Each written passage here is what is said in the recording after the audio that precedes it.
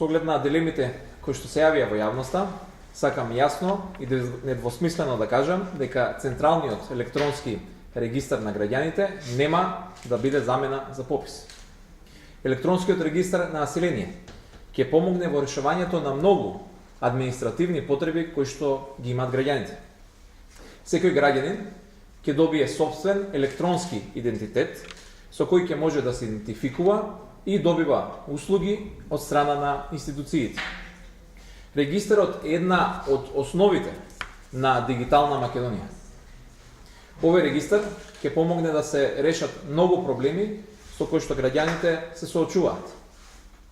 Трајно ќе се решат проблемите кои што ги имавме наназад со избирачкиот список.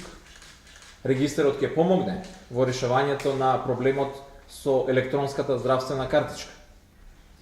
Ќе овозможиме дополнителен начин за поврат на ДДВ на граѓаните, мерка која што владата ја најави.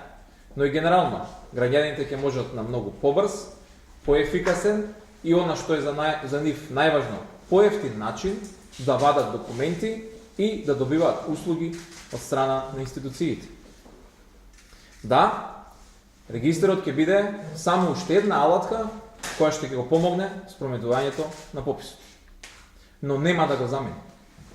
Во зависност од квалитетот на податоците и на другите бази на податоци, ќе треба да помине уште многу време, кога ќе можеме да кажеме дека во Македонија ќе можеме целосно електронски да спроведуваме попис. Овој проект е реализиран во голем дел со средства на Европската унија. Електронскиот регистар на население е највообичаена работа секаде во Европа.